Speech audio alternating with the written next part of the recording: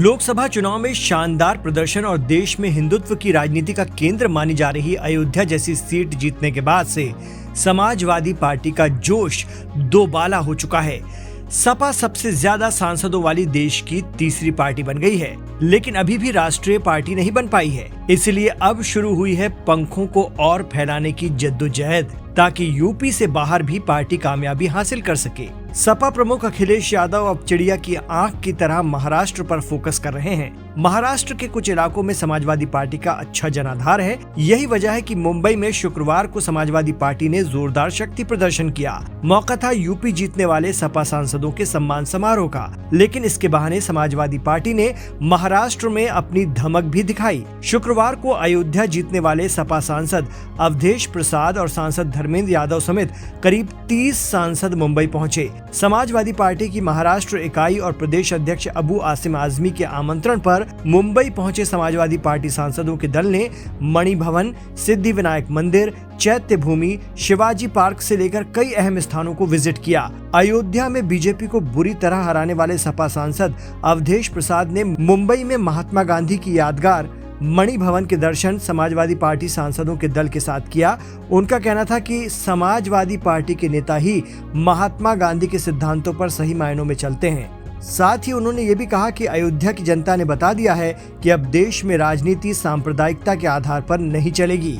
राष्ट्रपिता महात्मा गांधी के सपनों का एक खुशहाल और मजबूत राष्ट्र बनाएंगे और सांप्रदायिकता को जड़ से खत्म कर देंगे।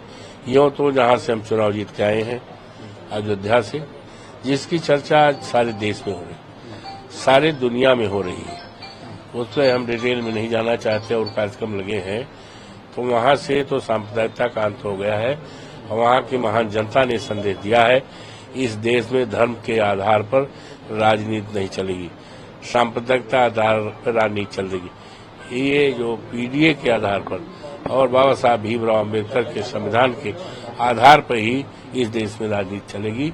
वहीं मुंबई के रंग शारदा सभागृह में यूपी में शानदार प्रदर्शन करने वाले सपा सांसदों का सम्मान समारोह हुआ, जिसे पार्टी की महाराष्ट्र इकाई ने आयोजित किया था। पिछले हफ्ते मुकेश अंबानी के बेटे की शादी में हिस्सा लेने मुंबई गए अखिलेश यादव ने महाराष्ट्र इकाई के कार्यकर्ताओं के साथ बैठक भी की थी। इस दौरान यहां विधानसभा चुनाव लड़ने की संभावनाओं पर भी चर्चा हुई थी। स्थानीय इकाई ने इस बार विपक्षी गठबंधन में सीटें मांगने और न मिलने पर अकेले लड़ने पर जोर दिया है। समाजवादी पार्टी महाराष्ट्र इकाई भी इस बार विधानसभा चुनाव को लेकर खासी उत्साहित है। उनका मानना है कि सपा को महाविकास अघाड़ी से कम 10 से 15 सीटें मांगनी चाहिए।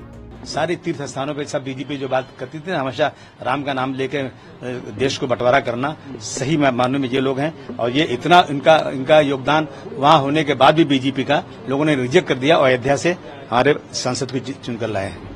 बताया जा रहा है कि अगस्त में समाजवादी पार्टी प्रमुख अखिलेश यादव महाराष्ट्र के मालेगांव भी जाएंगे। गौरतलब है कि मुंबई में यूपी के लोगों की तादाद भी अच्छी खासी है। समाजवादी पार्टी की सक्रियता से महाराष्ट्र में महाविकास अघाड़ी को फायदा हो सकता है। अगर फिर भी शिवसेना, यूबीटी, एनसीपी और कांग्रेस की अघाड़ी से बात नहीं बनी तो महाराष्ट्र में कुछ सीटों पर अकेले ही मैदान में उतर सकती है समाजवादी पार्टी। सपा ने मुंबई से दलित, पिछड़े और मुसलमानों को सियासी संदेश देने की कोशिश की है। समाजवादी पार्टी 2024 के लोकसभा चुनाव में पीडीए फार्मूले से ही जीत दर्ज करने में कामयाब रही है और इसी फार्मूले के तहत महाराष्ट्र चुनाव में उतरने की भी रणनीति बनाई गई है।